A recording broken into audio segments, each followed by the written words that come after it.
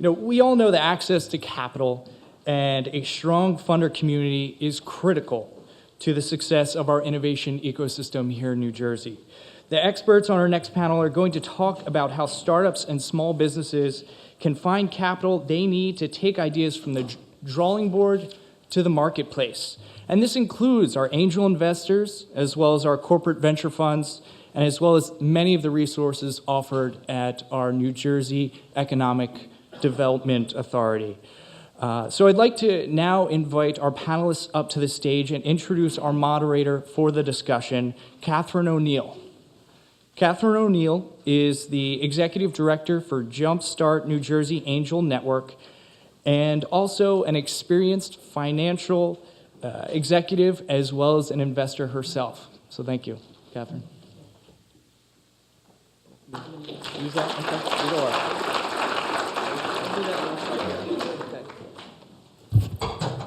We know everybody's happy to see this panel. It's always interesting when someone's looking for money, and here they are. Okay, so we have a great diverse group of panels, all the way from single angel investors to groups and to venture funds. So we're going to have a brief introduction by each individual, and then we'll start some discussions about this area.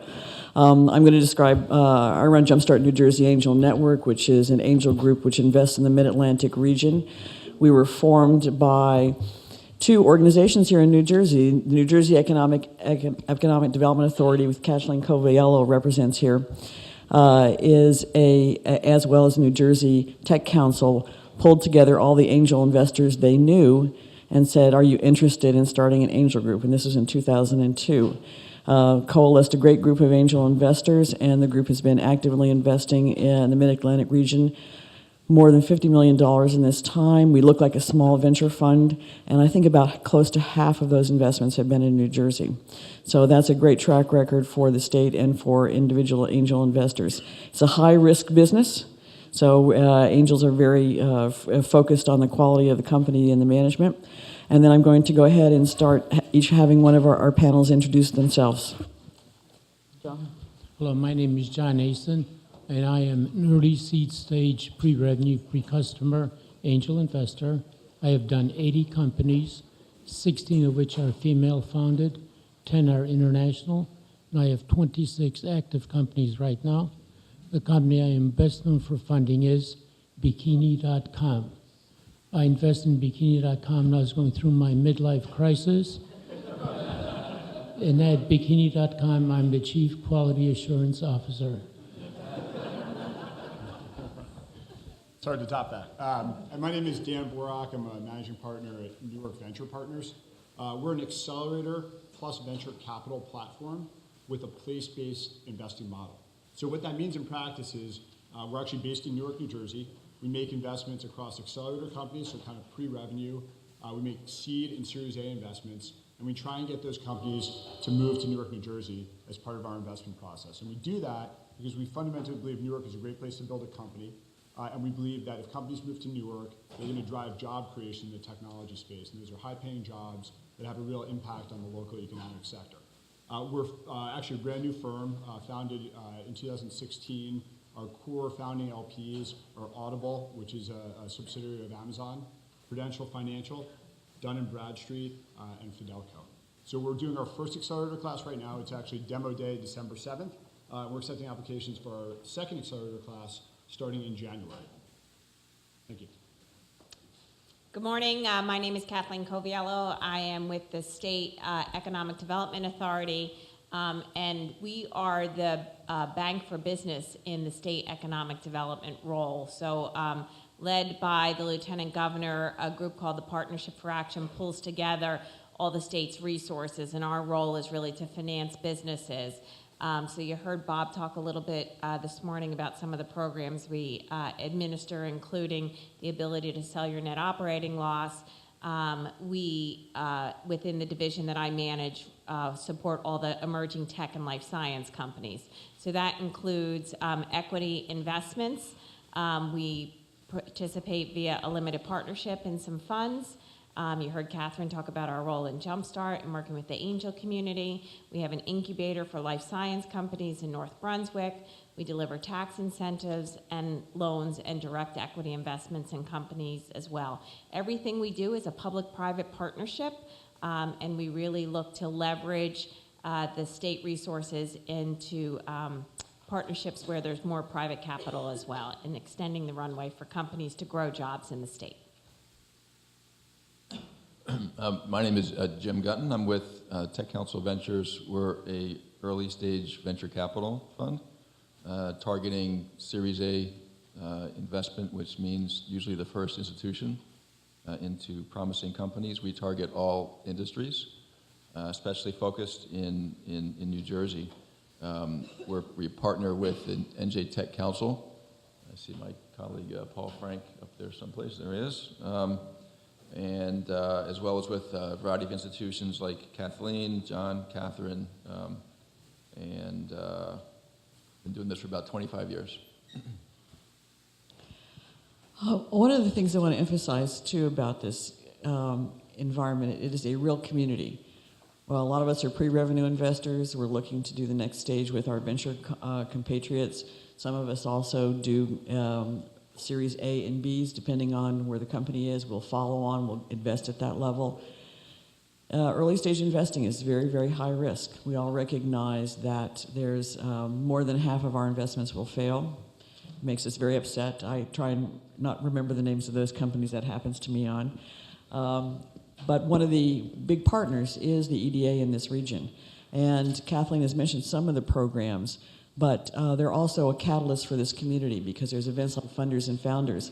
And maybe, Kathleen, you can expand a little bit on some of the resources for early stage companies? Yeah, happy to. So we really look at the life cycles of companies and try and fill in gaps in the marketplace and see how we can, again, effectuate those public-private partnerships. So historically, we have had our net operating loss program that, again, Celgene is one of our poster children for, that companies can sell their historical losses for cash. So companies can benefit up to $15 million. So if you think roughly 10% corporate tax rate in New Jersey, for a biotech company, that means about $150 million in federal losses can be turned into New Jersey losses that can then be sold for $15 million in cash. We've been to multiple ribbon cuttings and heard significant success stories from companies like Amicus, Advaxis, Celgene, who all took advantage of this program. So that's really for the very earliest stage company. Launched just about 3 years ago now under the Christie administration is the Angel Investor Tax Credit. So that's really a fairly new program to encourage investment into New Jersey businesses. Regardless of whether or not the company's a New Jersey, regardless of whether or not the investor is a New Jersey investor or out-of-state investor, the state will give that investor a 10% return on their money for making an investment in New Jersey companies. So, as Catherine mentioned, these companies are high-risk companies. There's often losses in the company. So it's really a double benefit. The companies are using this tool to help fundraise, to guarantee at least 10% return in the very short run to the investors. And if the investor lives out of the state of New Jersey, the state actually sends them a check. So we've sent checks as of late to Belgium, to Korea, to China. So folks are taking notice of the innovation in New Jersey and all the great work of our entrepreneurial community. So those are some of the earliest stage programs that we have. And then what we heard from the community is they don't know where to find the capital. And at the same point in time, through the Angel Investor Tax Credit, we're seeing great companies get funded in the state, and this quandary of entrepreneurs who just can't find the right match for their investor. We are also, as I mentioned, limited partners across a series of funds. We just committed our 14th LP investment to Tech Council Ventures. And when we put money into those funds, we have a mandate that those funds multiply our investment threefold into New Jersey companies. So we know there's cash, we know there's capital for the right and best entrepreneurs. And then we know there's a market that's looking for cash. So we said, well, we seem to be in the middle of this dating. Let's put the parties together. So we created the New Jersey Founders and Funders event. We just held our 6th event last week, and we've created over 1,500 matches where we have one-on-one meetings between investors and companies. Very much like speed dating, you get 10 minutes of one-on-one time with an investor.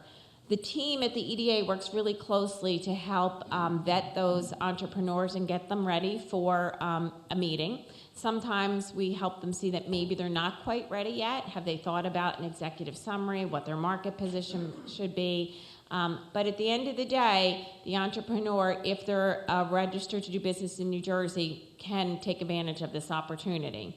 We have had companies get funded. We've had companies say, you know what, I didn't know I had all this competition, and maybe this isn't the right business model. We've had companies come out with partnerships, so it's a great avenue. And again, just helping to build the community. So those are really some of the earlier stage programs that we have, as well as an incubator, as I mentioned, in North Brunswick. And for that, it really serves the life science community who can't afford to build out custom labs. And again, we've had some tremendous companies come out of our incubator. We've been running it for about a dozen years now. So Chromacell, who stayed on our campus, has over 150 employees to date. GeneWiz came out of our incubator and has over 600 employees in the state. So, you know, those are just some of the stats. And those are really some of the mentoring and support and resources for some of the earlier stage folks in the state. Dan, you're the newest venture group on the block, so why don't you give us some insight into how Newark Venture Partners is really expanding the ecosystem in the Newark and the state? Sure. So, you know, we fundamentally believe that venture capital, when done right, is a driver of economic growth and a driver of job creation. And urban redeveloping cores need the benefit of that job creation. So we don't think we're sacrificing anything by saying that we're going to get companies to relocate to Newark. We actually think these things go hand in hand. So finding and investing in great companies is what I've been doing for the past 10 years at other venture firms. There's a lot of great companies out there that are looking for capital or looking for value add. And then the overlap is, hey, we can actually take those companies and offer a great package in Newark, New Jersey that's going to entice them to move to the city and actually build their business there. And so what's our kind of a value add or differentiator that would actually attract a company from, you know, Brooklyn or Boston or DC to pick up and move to Newark? And so we're doing a few different things. One is we have a new fund, right, which is, you know, funded by our corporate LPs, and so we can invest capital. But capital just isn't enough in today's early stage investing environment. You have to be value add in addition to that. And so we think what we brought to the table on the value add front is really differentiated. So all our corporate LPs, in addition to giving us money, have actually also opened up their employee rosters to be mentors to our portfolio companies. So there's about 1,000 folks who work at Audible, you know, division of Amazon, that are based in Newark. And our companies can work with any of those people to work on things like marketing and software development, app development, PR. So these are resources that are literally on the ground in Newark that our companies can tap into. And so we think that that's one of the sort of the big drivers of attracting companies to the city. We also think the city of Newark actually offers some pretty good advantages as well. It's a transportation hub, first and foremost. So airport, couple train stations, there's a subway there. It's only 18 minutes from Midtown Manhattan. It actually has incredibly high-speed internet access. So the city actually sits on a ton of dark fiber that's running into New York City. So all along the city in downtown Newark, you can actually get super high-speed internet. So we get 1 gig in our office space, and that's only limited by the fact that people don't have the computers to process even higher levels of internet access. So we think that's a great thing as well. And there's a lot of cool companies in Newark that you might not be aware of. So there's obviously Audible. Panasonic moved to Newark about 3 years ago. They have about 1,000 employees. And there's an up-and-coming startup ecosystem, including the 13 companies that we've invested in and other great companies in the city. So we think that there's a lot going on there. Its proximity to New York is a real factor in getting people to move to Newark and take our capital.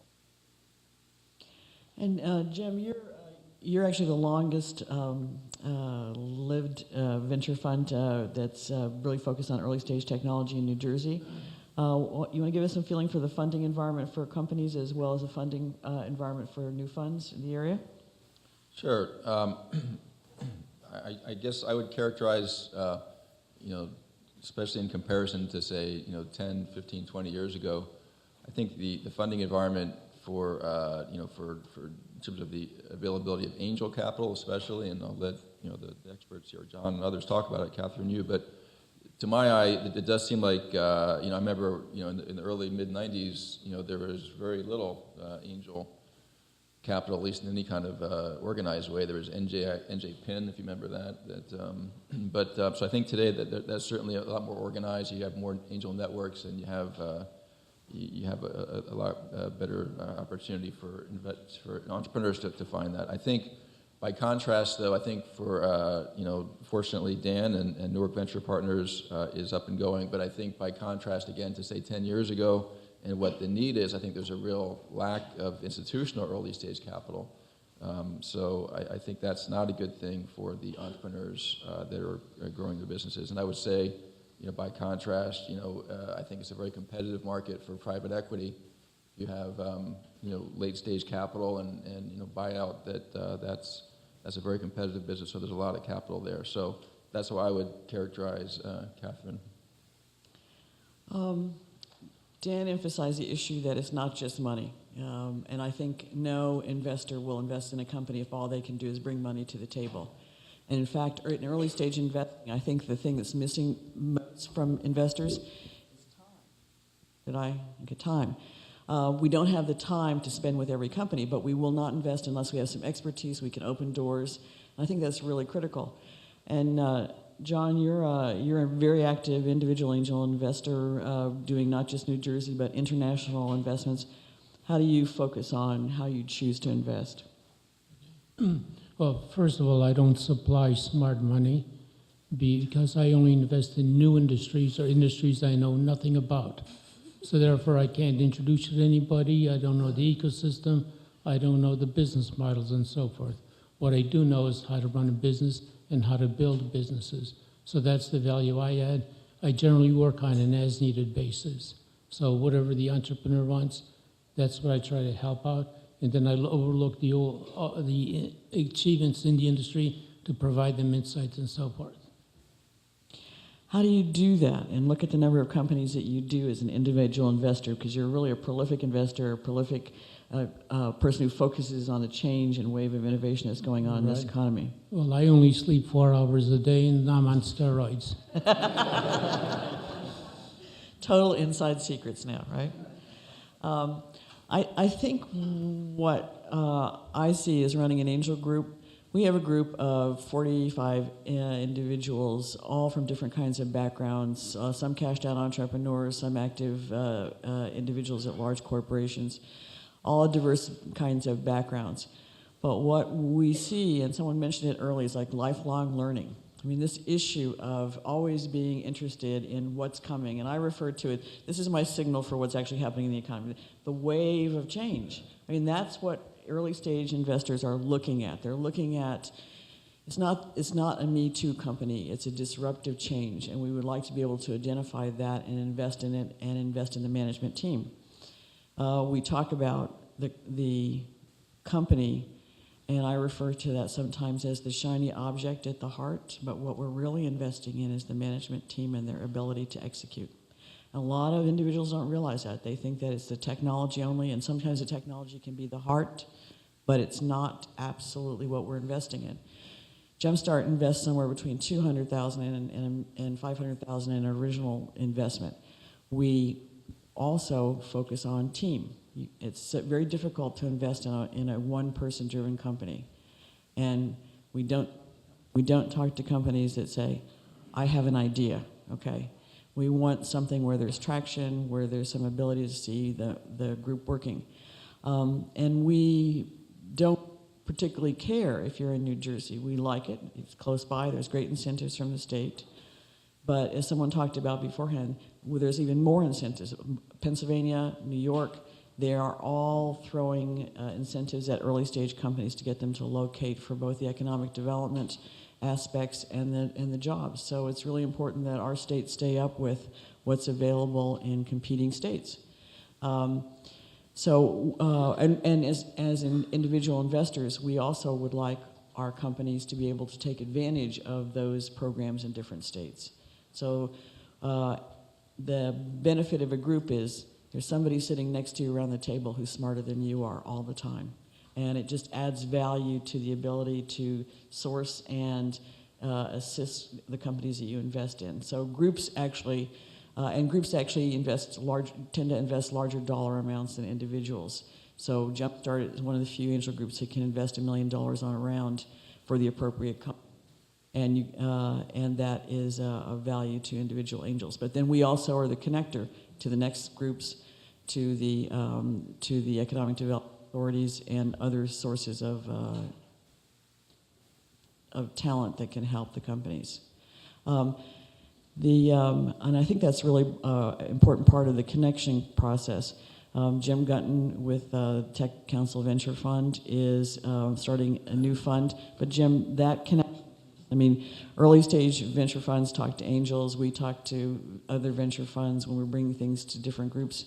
That part of the community is really important, knowing all the players in the field. And you've done a lot of that connection, Jim. So what do you add as commentary for our entrepreneurs here? No, I think that's absolutely right, Catherine. I was just thinking, we were fortunate. One of the investments that we made previously was an education company that did extremely well. But we were fortunate that we had Greg and some other angels that we co-invested to make that happen. Because if the company hadn't been properly capitalized, they couldn't have grown. And usually speaking, one firm can't do it all, especially at the early stage. So it's a vital ingredient to the early success of these companies to cooperate. I just add, I was at the Founders and Funders event last week, and it was kind of very heartening to see that ecosystem that you guys have put together of institutional and angel investors. And I think when you start centralizing sort of all the information like you guys have done around who's writing checks at the early stage in New Jersey, there's a surprising number of people. It's about sort of getting them all centralized, getting them in a database, where there's people that sort of know who to ask for money and who to bring to events. And I think you guys have done a great job of that. And panels like this are a great way of people who are sort of interested in the entrepreneurial ecosystem to understand where the capital is. And I think that's been, as you put before, it's been a challenge. But I think there's actually a lot happening right now, and you guys have been in the market for a long time. But do you feel like there is a sea change over the past few years, or is that just someone new coming in and thinking that? No, I think it's a lot more organized, and I agree that the founders and funders, I agree that's a terrific kind of marketplace to bring those that have capital and those that need it. Actually, what I was thinking, Dan, when you said that, is that I think it is important to recognize, for the entrepreneurs in the audience, that those with capital, their need is to deploy it, because there's not having the capital just sitting there is not efficient. So there's a need for those with capital to deploy it, and then it's incumbent in part on you as the entrepreneur to understand their strategy, and more specifically, what industries they like, what stage, the amounts that they would like to invest, and that will help you as you approach sources of capital to increase your success rate. And I would just add even, some of the things that we're seeing because of administering the angel investor tax credit in the state is, to echo the sentiments here, most of these companies that are getting funded have multiple investors in the company. So there was a press release earlier this year about a company in Bridgewater, New Jersey, Nevacar. They raised $55 million from angels. That was astonishing. We thought it was going to be an institutional round when we heard the dollar amount. But it was folks that believed in the entrepreneur, had backed the entrepreneur before. So there is, I think, an active investment community here in New Jersey, and others are starting to take notice. What we've heard continually from folks that are raising funds and from angel investors is that we're not New York, and a lot of people are chasing the same limited deals in New York that's driving up the prices. So it's a great opportunity for both the investors and the entrepreneurs, because the transactions and the valuations of the company are more realistic in New Jersey. And there's, for better or worse, people aren't chasing the same deals. But at the same point in time, there are a lot of folks writing checks here. We're coming up on our 500th angel investor transaction that we're going to approve, we hope, later this year. So if someone would have told me 2 years ago 500 angel transactions getting done, I would have been quite surprised. But we look at a company like Nevicar, we look at a company like Edge Therapeutics that went public earlier this year. That's a great example of folks getting funded locally and really kind of building out the roster of investors through to IPO. We had another IPO in our portfolio just 2 weeks ago in the southern part of the state, a company by the name of Tabula Rosa. And again, a serial entrepreneur, Cal Knowlton, who took his first company and sold it very successfully for the investors in Philadelphia and decided he wanted to be closer to home for his second business. And to our benefit, has grown significant jobs in the state. So the community is very, very robust here. I'm sure many of you heard the Jet.com story. And that successful building of a company in Hoboken, and I think there's more of that to come. And to Dan's point, we just need to build the web to pull all these pieces together in New Jersey. I just want to say how I work. I do early seed stage companies, so I get investors typically off of AngelList or through networking, and the VCs that I work with are the micro VCs. So companies like FF Ventures, Lair, 500 startups in San Francisco. Those are people that work and act like early seed stage angels. I generally do not work with Series A VCs. So I'd ask each of you sort of, what do you see sort of as the industry sectors that you either like to focus on or that you see as really being sort of the most innovative wave that we're seeing coming through the ecosystem right now? Okay. I don't look for industries or any trends. I outsource it to the entrepreneurs who tell me what the next trends will be. So I take a slightly different approach. I respect that approach as well. We do think about where value is being created and where it will be created over the next 3 to 7 years. We have been spending a lot of time in the B2B software and services space. I feel like for large enterprises, there's a lot of functional areas within the enterprise that are being replatformed. And that can be things that are as boring as accounting and procurement software, or it could be sort of more front-end customer engagement technologies around sales and marketing. So just to give you an example of like a thesis that we're pursuing right now, there's this idea that for the large enterprise, there's a challenge to engage with their customers. And that's because customer communication channels are totally fragmented. And that's happened and accelerated over the past 5 years with the growth of different social media channels, the amount of time that people are spending on mobile, the amount of time that people are spending in digital presence in general. So that's a real opportunity for large enterprises because digital versus traditional lines of communication, you leave a footprint. So there's a way for companies to engage with you at all these digital touch points, but it's really fragmented, it's very confusing. So sales software around CRM and predictive analytics around sales are really interesting areas for large enterprises to sort of buy and upgrade new technologies so they can better keep in touch with their customers. Marketing software that basically puts software packages and data around all the marketing channels that exist in the world today that traditionally haven't been trackable, that's a really big opportunity. And then also the data and analytics, both the data infrastructure to capture all these customer engagement touch points, and then the analytics to actually analyze what's happening. Those are also areas of big opportunity. So we've been spending a lot of time and made investments already around that thesis of customer engagement technologies for the next 5 years. And Dan hit on what I was going to say, really. Data is driving everything we're seeing across the board in clean tech, in high tech, and even in biotech. And whereas, 3, 5, 10 years ago, it was, here's the data, now it's the data is making the decision. So we're seeing it in ed tech companies that, your pen stroke is determining where a student is getting caught up on a problem and delivering content specific to that. Where we're seeing the human genome data is delivering a application on best practices for fertility. where we're seeing data drive marketing. So not just, this customer likes this, but because this customer likes this and stopped on this page, here's the ad. So it's really extending the delivery mechanism for data and the decisioning around it. And as I said, we're seeing it come across every sector that we look at and support in our different financing programs. It's very akin to that commercial, if you saw it, for security, that there's a bank robber and someone is just saying you're getting robbed and not doing anything about it. I think and I should know this actually after watching the commercial a few times, but it's about, alerting the police, right? So now all these different technology companies are not just saying we're using data and we're not just applying data, but we're making decisions and recommendations and changes because we have the data.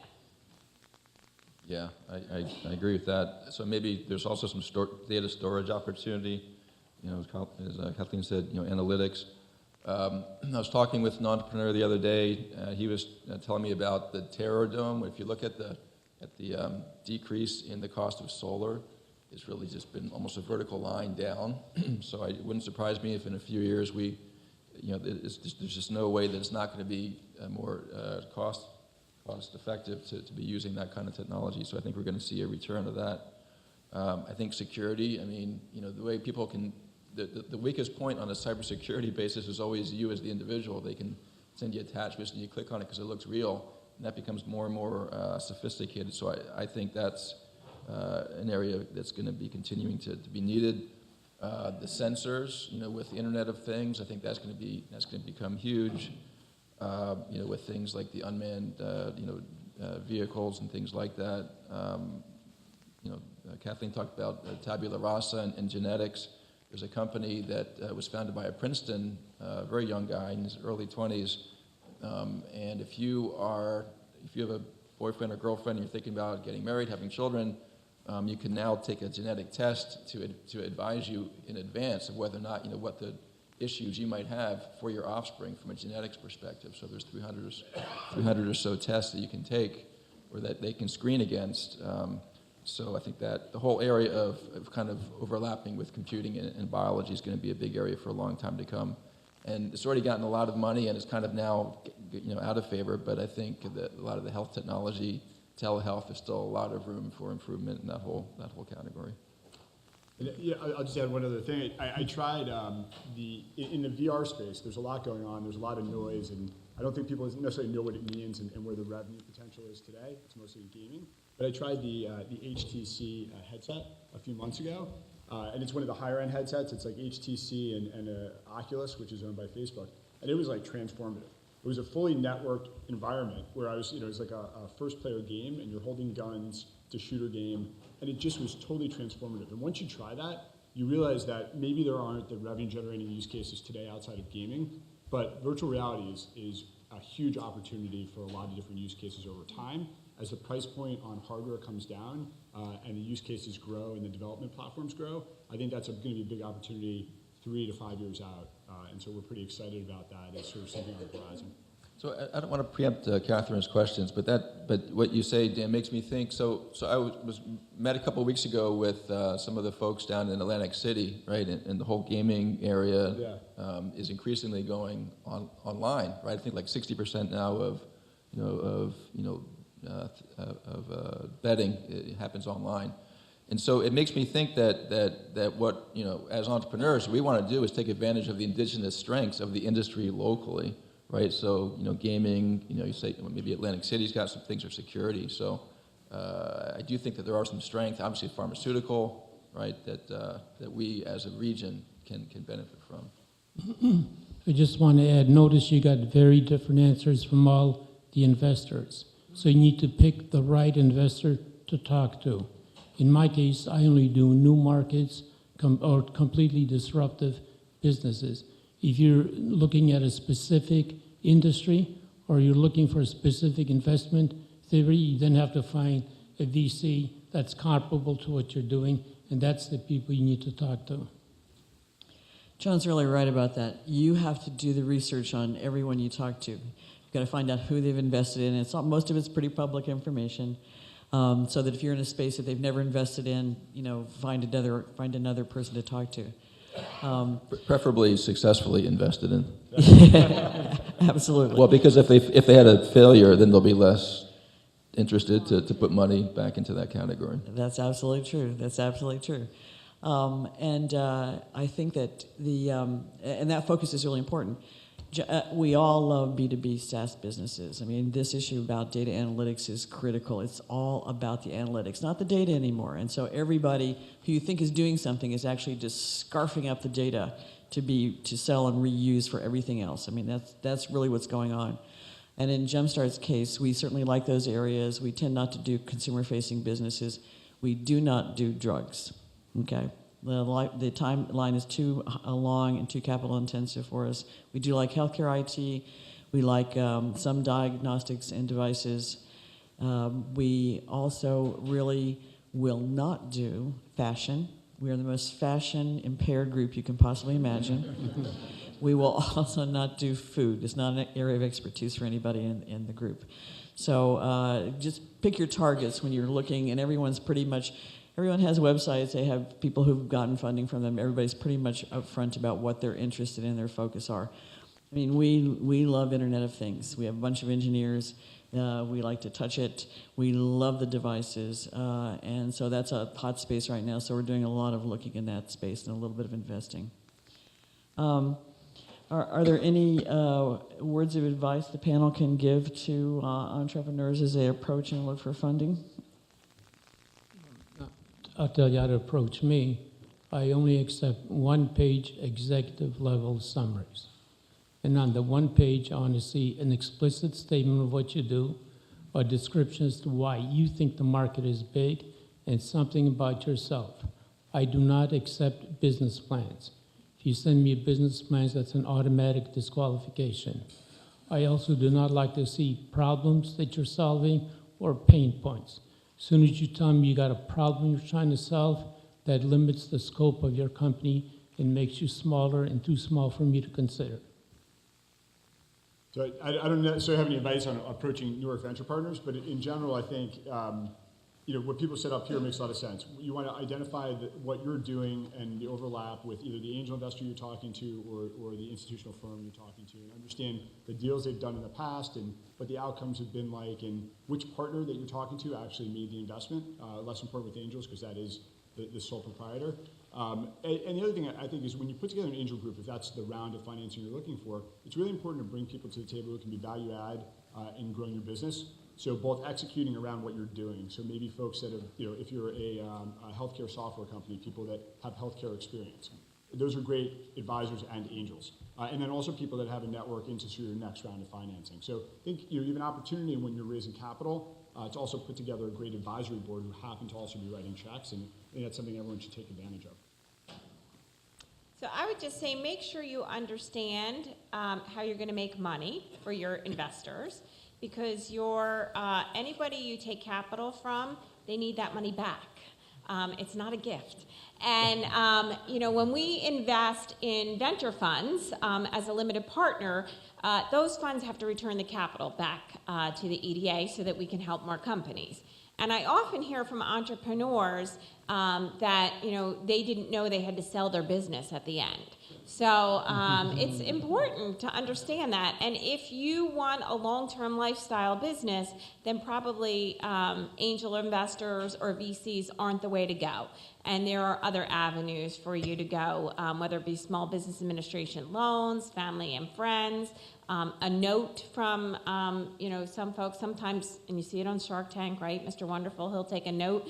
But we've seen some family and friends that want to do a note and get a current pay because market rates are so low right now, they can get a higher return if you have some cash flow in your business.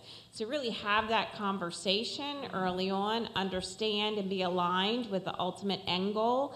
And if you're talking to an investor, be sure that you're going to talk about how you are going to make money and ultimately get them out of the transaction and get a return for them. Because it's not, at the end of the day, just about a good partnership, but how you make money. So I would add, it's always better to get a referral in And I think advisors are always a good source of that. I think Dave Soren was here, or Tom Sullivan. So if you have trusted advisors to your company, those are always a good one. We talked about knowing what your investor wants. I think persistence, just because somebody says no on day one doesn't mean that on 6 months later they're going to continue to say no. Things change, they forget. So, And to that end, we tell entrepreneurs quite a bit, particularly relative to founders and funders. Your clock's going to start ticking. So you go and you pitch to these investors. You've told them what you're going to do. If you're doing it, report back to them and show them how you've been able to execute. But know if you don't, that's going to be a strike against you as well. So know when the right time is to talk to them. We told a number of the entrepreneurs that presented at Founders and Funders to update the investors that they spoke with on a regular basis. So, a quarterly update to any potential interested investors on what you've accomplished is a great way to get their attention. And the ability to execute and accomplish things, even despite the lack of resources or having to be nimble, always shows well to an investor. A lot of these institutions have multiple partners, and the way it works is you just need one to champion your opportunity. So it doesn't hurt to have dialogue with multiple people in that organization, because it may be just one doesn't like it, but the other one does. And to that end, you want to have a reasonable breadth in terms of who you pursue, because even though one fund might only do 1 in 100, for the industry overall, the statistics are more like 1 in 16, because you're talking with a variety of different people. So you really want to have a multi-prong. It's really a sales pipeline approach, and then to make sure that when you do have the conversation that you're well educated. It's helpful to have informational interviews in advance so that you understand what their perspective is and some of the dynamics of the industry.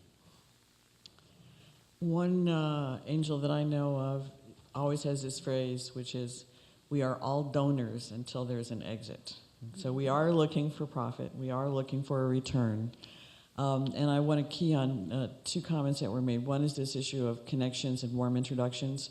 Warm introductions really add a way for you to get closer to the top of the list in terms of introductions to funders. And I'm going to give a shout out to the accountants and attorneys in the room, because they see you as you are forming, and they will screen for proper introductions and really get you to some introductions to people they know are investing in your space. The other thing I'm going to mention too is it's something that's a big impediment to early stage funders or early stage companies in terms of getting their funding cleaned up. Sometimes you all have a family and friends round, and that family and friends round has no professional investors in it. So people who know what the market is paying or the valuation for your company. And you say, value for my company is $10 million. You have your mom and pop and aunts and uncles invest at that level. And lo and behold, when you go to talk to professional investors, VCs or angels, they're never going to invest at that round. Maybe the valuation for your company is $2 million. So you have to go back and tell your family that they're going to have to take a big haircut in terms of the value of the company. Best thing to do is, and they know nothing. They love you. They know nothing about your company. They know nothing how it works. They just believe in you. So the issue is, if you take money early stage, you need to do it on some kind of convertible note to the next round that is funded by a professional investor group. So I just keep that in mind. It saves you aggravation, saves your family tears and aggravation at you too.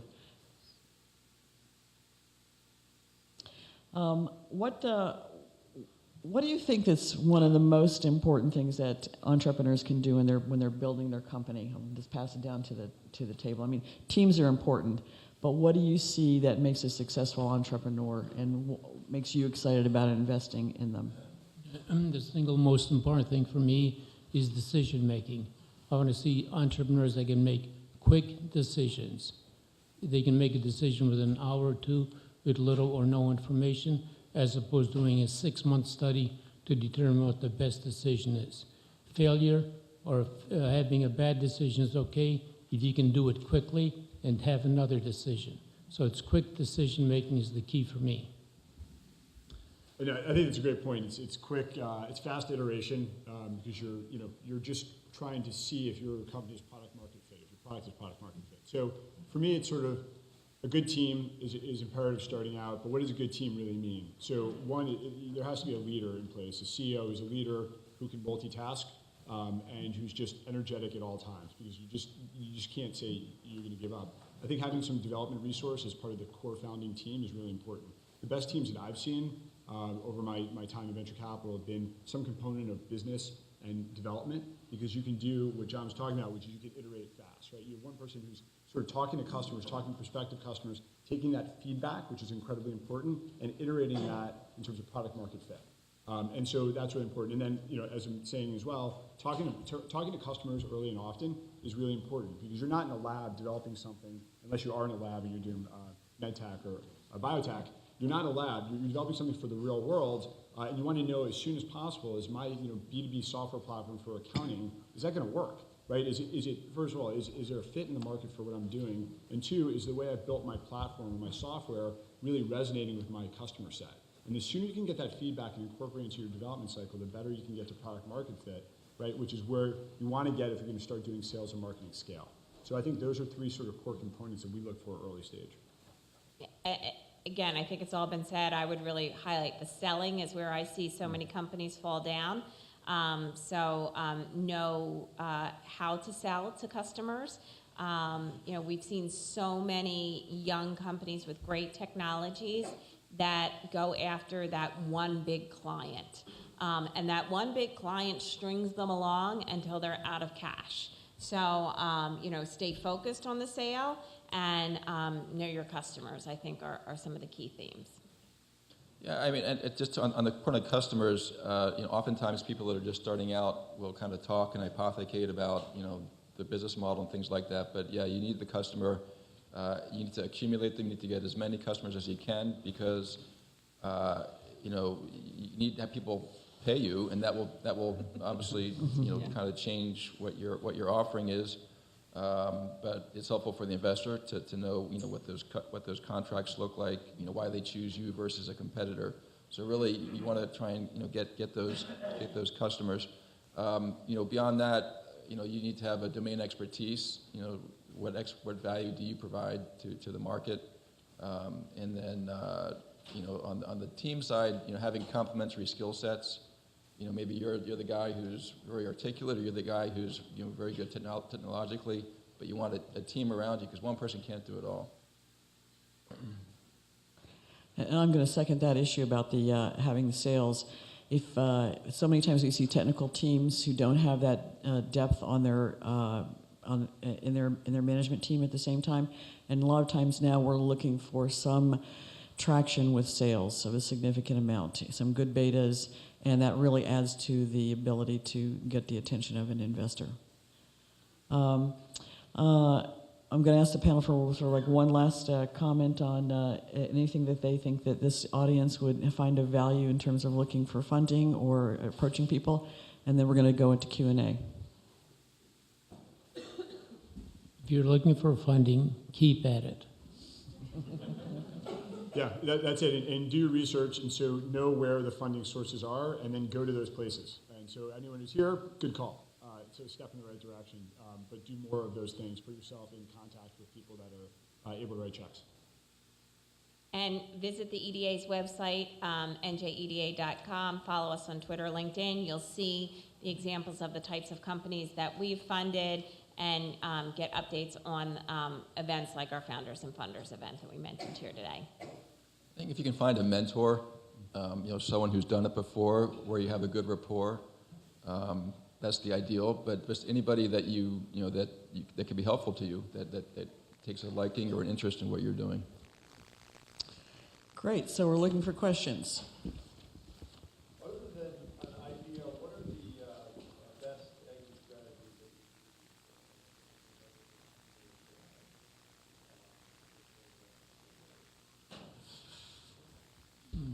Basically, buyouts and mergers with a larger corporation. I've also done a few roll-ups. But basically, when I invest in a company, I'm not looking to get Series A, B, or C investing. I'm looking to get exited by a company. If an A, B, and C comes along, that's fine, but that's not my main objective. In the bulk of exits in the venture capital space actually happen through M&A, and by volume, the bulk of those M&A exits are south of $150 million. So you read about the outliers, the Jet.com of the world, but those are the outliers. Most companies build a good product, are able to get sort of snapped up by a larger corporation. And a good way to do that early on, we advise our portfolio companies to try and build strategic relationships with potential partners, potential acquirers, as soon as possible. So getting on their radar is a great way to potentially get into the acquisition discussion. Yeah, and really IPO is the harder exit, to be quite candid with you. You're subject to lockups and market rate influences. We had 2 great exits this year that I didn't mention actually that were M&A activities. So Ivy Sports Medicine, a meniscus repair company, was acquired by Stryker in August, and then Celator, which is a biotech company that's been working for quite a long time on drug discovery, was acquired by Jazz Pharma, an Irish pharmaceutical company. So we had a variety of exits, including what the others have said. I think more recently that the private equity firms have been more active at buying companies, but yet they generally need to see profit. So someone told me there's a 40, right? So you have maybe 20% growth and 20% profit, or 30% growth and 10%. But that's kind of the rule of thumb that in his mind that they were looking for. If the company's not doing well, you'll see a management buyout of the investor group. We don't frankly look for this, but we did have 1 or 2 that did a reverse merger into a public shell. And if the company's doing well, you can do a dividend recap. So there are other alternatives, to the more traditional IPO or M&A. And sometimes one shareholder will buy out another too. So we see that in the portfolios as well. And Jet.com was mentioned twice. I was in the first round, and we exited for $3.3 billion.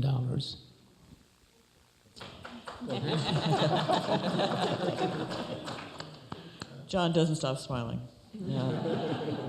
But here's also the bad news. There were some numbers in terms of some of the acquisition exits, which were true for some of the more higher VC invested companies. But the average exit for an angel invested company is somewhere between $20 and $40 million. So you also have to keep that in mind in terms of the amount of capital you take in and the growth process and your ability to do that. By the way, John, does that mean that after this panel that the drinks are on you? He starts drinking in the morning. Yeah, up here. Catherine, great conversation and great cast of characters, even more so.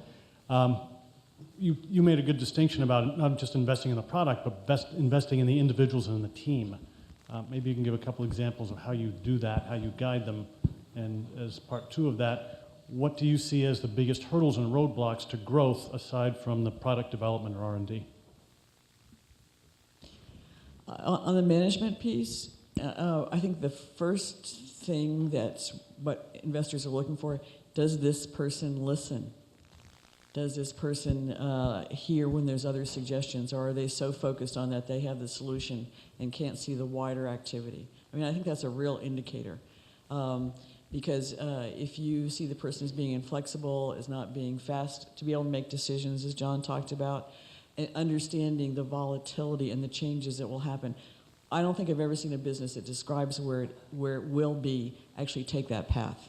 Many things happen. I mean, and you have to be flexible. You have to be able to understand this. And some people are not flexible. Some people are very structured. And I don't think early stage companies, you need a certain structure to make it work, but you need that flexibility and intelligence to keep seeing changes and react to them. And the other thing that's big for me is I need to be able to get along with the person. Yeah, no, I think those are good points. Yeah, I'm against passive-aggressive CEOs, okay? So, You want to see an entrepreneur that has skin in the game too. That's quite often. I know Catherine mentioned early fashion. One of the first high growth entrepreneurial deals I did when I was in banking was a fashion company, and the bank never did fashion, but it was really the team. They had very high-end jobs in the apparel industry, and they sold their Mercedes and bought piece of shit Toyotas that had dents everywhere, emptied out their 401ks, dumped everything they had, and took no salaries into this company. And it did very, very well. And so, you know, we took a really hard look at the deal, even though we never did fashion, and the company is hugely successful today. But we did because of the team and all that they had put into the business. I want, okay. For the academic institutions in the room, how do you see higher education playing a role in the funding space, whether it's university leadership or the alumni networks or professors or even students? Jumpstart works with a lot of universities. I'm on some university venture fund advisory committees. We've done things with Princeton and Rutgers. We have entrepreneurs in residence sometimes at those places. The professors are not coming out with the discoveries. It's really going to be a graduate student who's been working with them on a project. Most of the universities are doing a little bit of pre-funding on some of their companies, but not a lot. So it's really the ability of that team to connect with either industry or early stage funders to move the company forward. Sometimes they're able to get grants, development grants. I think it's important for New Jersey. I think it is always slower at the universities only because they're on a different time schedule. Okay, they have a different time schedule, they have a different motivation schedule. So very, very valuable resource here and very great source of companies moving forward. So actually, Tyler, I think it's a great question, and I'm eager to hear. So we have Dennis Bone, who's going to be on the next panel, and you'll hear about his bio and experience. But I've seen just in the last 20 years, and I lived and worked out in the Bay Area. I went to school at Stanford, which has always been, at least for the past 30, 40, 50 years, at the epicenter of a lot of the innovation occurring in the Silicon Valley. And I've been delighted by what I'm seeing now, which is Montclair and a variety of the other universities in this region that are recognizing now the connection between between innovation and where they stand, and there's very definitely monetary gain for them, right? And there's some other benefit, but I definitely am seeing that now and I haven't seen that so much in the past. Yeah, I would say my 11 years in the role at the EDA, the surgence of activity at the university is exponential in New Jersey, and the programming and the support and the funding coming out of the universities is significant now in New Jersey. I see Lori from Rutgers here, Dennis from Montclair, Don from NJIT. I know I saw Ken from Rowan, Anne Marie from Princeton. I mean, know your resources. If you're within a university, find the people and ask the right questions, because they're helping on tech transfer, they're helping on mentoring, they're helping on grant writing, they're helping on contacts. It's really moved significantly in the state of New Jersey. Relative to the universities looking to support entrepreneurship and help students and faculty get businesses out into the marketplace. Yeah, I think there's a lot of great examples in New Jersey, obviously. I think Cornell has gone all in around sort of technology and innovation. And so obviously they're based in Ithaca, it's upstate New York. It's not exactly in the flow of things from a technology standpoint. So they opened up a campus on Roosevelt Island in New York City, and it's actually a campus focused on technology. And so you're right, it's a revenue generating opportunity for them because it's a more attractive place to go to school. They're competing with other Ivies for great talent.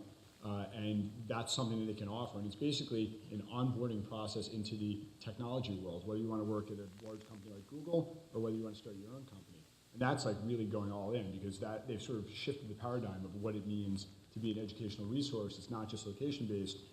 It's about sort of your process and what you're offering your students. So I think that's actually pretty interesting from an innovation perspective.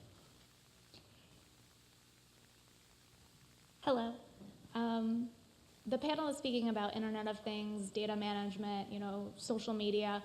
When you are investing in a business, when we look at the statistics surrounding small businesses or businesses in general surviving or not surviving cyber attacks, are there any requirements from the panel before you invest in a business, or what do you look for on a cyber point of view?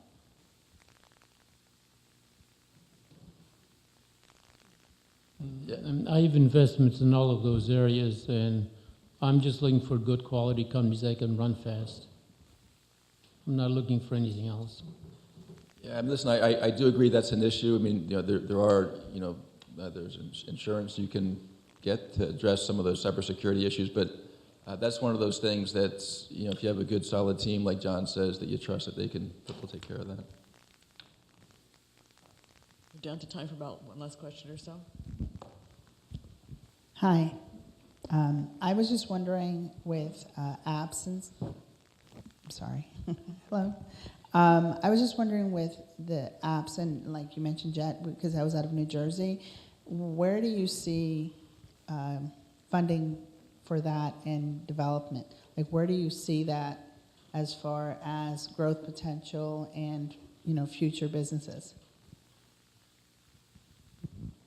I think it's a great example for New Jersey.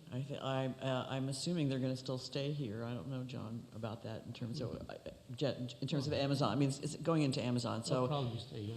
yeah, it's going to stay into Amazon. So more jobs, more focus. I mean, all the people who made money in Jet will be hopefully investing that as angel investors or in venture funds. So there's more money for the state. Every time actually, one of the good things about this wave of entrepreneurship is that when companies exit, those people don't retire. They may stay with the company for a little bit. They go out, they join venture funds, they become angel investors. They put more of their interest into the economy in the region. And being in this very active region between Philadelphia and New York, there is tons of cashed out entrepreneurs. And that's how I look at it as a great thing, besides the jobs that may continue and expand here. John, what do you think? I mean, that was a win for you, and so now you're going to reinvest some of that money back into the angel ecosystem as well, right? So that's a benefit. But mostly New York and international. I just like to see some more companies in New Jersey. I don't have enough companies here for critical mass to do it full time here.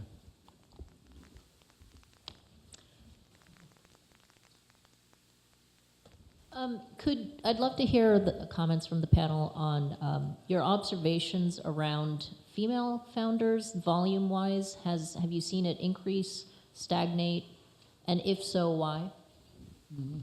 Okay, of my 80 companies, 16 are female founded, and they're all kicking ass. They're doing great. The thing that's been a dramatic increase is the female founders in overseas countries. Typically, you go to countries that are very male-dominated, like Korea, for example, and you'll see 30 to 40% of the entrepreneurs are females. I just did a tour through Southeast Asia, and we're doing 25 to 45% female founders. So internationally and in the startup world, you're seeing a dramatic increase in women participation. And I think- why? Go ahead. Oh, so, after you. No, go ahead.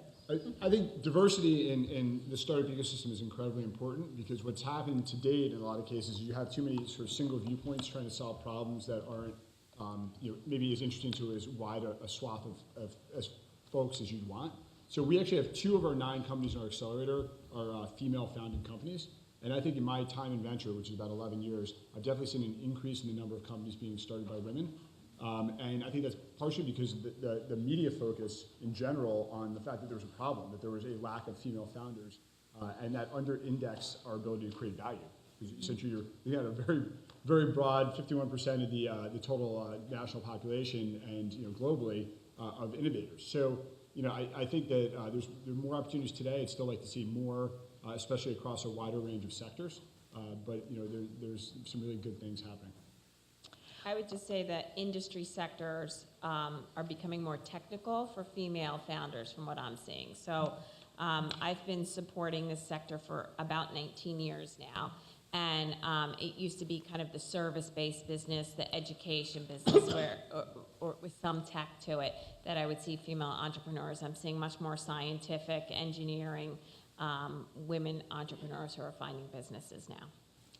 Yeah, I think 10% of our investments last time were in companies led by female CEOs, but 40% or 30% of our proceeds came from those. So it's not that we weren't, we had no preference, certainly that was gender-based. It's just a function, like you say, of volume, and so. But we're certainly certainly open to it.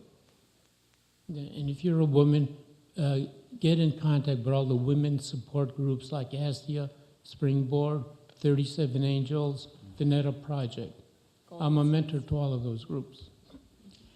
And why do I know the statistics for that? But first, I want you to notice that 40% of this panel is female. Okay. The actual investment statistics are somewhere along the line of VCs invest somewhere between less than 8% of women-founded businesses. Okay. For angel investors, it's a little higher, maybe around 20%. And this is the issue of female funding. As John mentioned, all those groups are focusing on funding women businesses, women-led businesses. And First Round Capital did a survey of their portfolio investments, which is their early stage VC, and found that the women-led businesses outperformed the men-led businesses in their portfolio. So that's a win. The issue is more women need to be in VCs making the decisions, because there's no VCs women VCs there, the amount of investment to women-led businesses goes up. People invest in what they're like, and the same is true of angel investors.